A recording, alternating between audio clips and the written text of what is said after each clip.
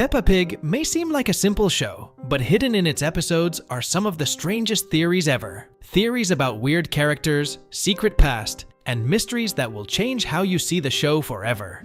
Hash Brown, the living fried food. Let's dive into one of the strangest characters in Peppa Pig's universe, Hash Brown. We all know Mr. Potato, right? He's the talking, walking veggie who acts like it's no big deal to be a potato that can hold a conversation. But what about Hash Brown? This character is not just any vegetable, he's fried. That's right, a cooked food item. Crispy on the outside, soft on the inside, and alive. Now, let that sink in for a moment. We're talking about something that's been peeled, chopped, and then fried. He's not just a regular raw potato like Mr. Potato. He's a fully cooked golden brown mystery. How does that even happen? Did Hash Brown once live a normal potato life, just like Mr. Potato, and somehow, in some bizarre twist of fate, he ended up in the fryer? Or is it possible someone or something did this to him? And here's where things get truly unsettling. A living food is already a weird concept, but a fried living food? That raises so many creepy questions. Did he survive the frying process? Does he remember what it was like to be a regular potato before the heat and oil transformed him? What makes this even more unsettling is that nobody explains it. The show just moves on, like it's totally normal to have a talking fried food item hanging around with the rest of the gang. The lack of answers, the eerie silence around it, it's the kind of thing that sticks with you and leaves you wondering just how deep this weird food conspiracy goes in Peppa's world. Grandpa Rabbit is over 100 years old.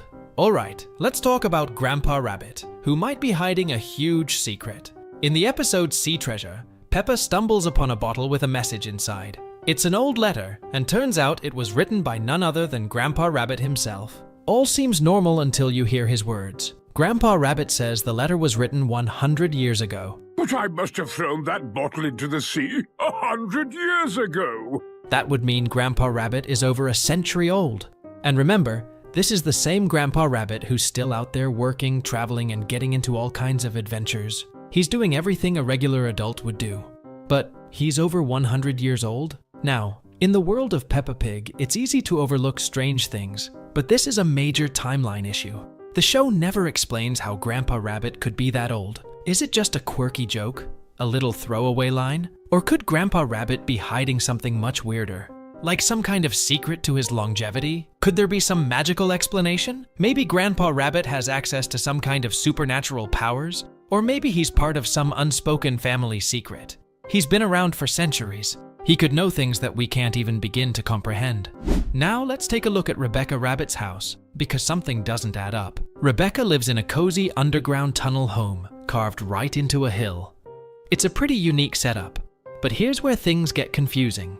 In the episode Flood, we learn that the town of Peppa Pig is built high up in the mountains because it floods all the time. If the whole town's at risk of flooding, how is Rebecca's underground home staying dry?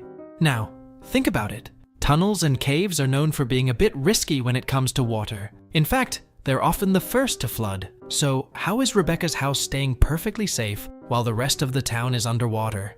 Is there some kind of magical force field protecting her house?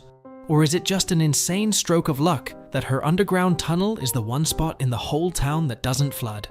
Let's talk about Carol Cow, a character who, at first glance, seems like just another minor member of the Peppa Pig universe. She appears a few times, usually alongside Mrs. Cow, who everyone assumed was her mother. But there's something off about this relationship. Something doesn't quite add up. And here's why. In some episodes, we see Mrs. Cow and Carol together acting as if she's her daughter. You'd think that would confirm it, right? Carol is her child. But here's where the mystery deepens. Carol is missing from Mrs. Cow's wedding. Think about it. Weddings are huge events, especially in the Peppa Pig universe. And if Carol were truly Mrs. Cow's daughter, why wouldn't she be there? A family member wouldn't miss such an important occasion. Yet, she doesn't show up. Not once. No explanation. In the world of Peppa Pig, where things often seem straightforward, Carol's absence from key moments and her strange school situation might suggest that there's something more to her story. What if she's hiding some kind of secret? Or what if she's just not really part of this family at all? Leo Lion might be real. Alright, let's talk about Susie Sheep and her so-called imaginary friend, Leo Lion. This is my new friend, Leo Lion. At first glance, it sounds like your typical kid's fantasy, right? Kids have imaginary friends all the time, and Susie is no exception. She casually mentions Leo to Peppa in one episode, like it's just part of normal childhood play. But hold on a second. What if Leo isn't just an imaginary friend? What if there's something more to this? Some fans have suggested that Leo might actually be real. Maybe he's not a figment of Susie's imagination, but someone or something she really sees. Now, here's where things take a darker turn. Have you ever noticed that Susie Sheep doesn't have a dad? Not once does he appear or even get mentioned. Now, we know that some kids grow up with just one parent, and that's totally fine. But what if there's more to this than meets the eye? Some theories go as far as to say that Susie is a clone, an exact genetic copy of her mother, Mummy Sheep. Think about it. She looks just like her mom, has a similar personality, and yet her father is mysteriously absent. If this theory is true, then maybe Susie is struggling with the complexities of her existence. And this is where Leo comes in. We know that Peppa has her beloved Teddy, and George has his dinosaur. So, why not Susie? Maybe Leo is more than just a lion-shaped playmate. Maybe he's Susie's way of coping with the strange reality of being a clone, of feeling like she doesn't truly have a place in the world. Leo could be the one she turns to when she's feeling alone or uncertain about her identity. It's like her own personal therapist, a comfort in a world where she's trying to figure out who or what she really is. Dr. Hamster might be a bad vet. Let's talk about Dr. Hamster, the friendly neighborhood vet. She's always there to help the animals of Peppa Pig, but what if she's not as good at her job as we think? In the episode Troublesome Tortoise, we meet Tiddles, a tortoise who for some reason keeps escaping from Dr. Hamster's clinic. But here's the thing, Tiddles runs away a lot. It happens more than once, and it's starting to feel less like a case of bad luck and more like something else.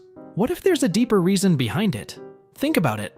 If a vet keeps losing the same pet over and over again, maybe the problem isn't the pet. Maybe it's the vet. We all know Dr. Hamster is friendly, but is she careful? Is she even competent? When an animal constantly escapes or seems unhappy, it starts to look like they might be trying to tell us something. Tiddles climbing trees, running up rooftops, acting out. That's not normal tortoise behavior. It's like he's trying to escape from somewhere.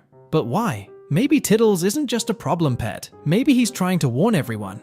There's something fishy going on behind the scenes, and Dr. Hamster's carefree attitude only makes it more unsettling. What if she's not the warm, helpful vet we think she is, but instead, a careless one who's letting her animals suffer in silence? Gerald Giraffe's height doesn't add up. Now, let's talk about Gerald Giraffe, the towering giant of Peppa's friends. We all know he's the tallest character in the group, and his height is used for laughs, whether he's bumping his head on doorways or trying to fit into tiny school chairs. But here's the real mystery. Why is Gerald Giraffe so tall, while Edmund and Emily elephants are tiny? Think about it. Elephants are huge animals in real life, but Edmund and Emily are barely bigger than Peppa and George. They're supposed to be elephants, yet they're the same size as regular kids. How is that possible? Shouldn't they be at least a foot taller than everyone else? So, these were some of the strangest Peppa Pig theories out there. Do you think any of them could be true, or are they just wild fan ideas? Let us know in the comments, and as always, we'll see you all in the next video.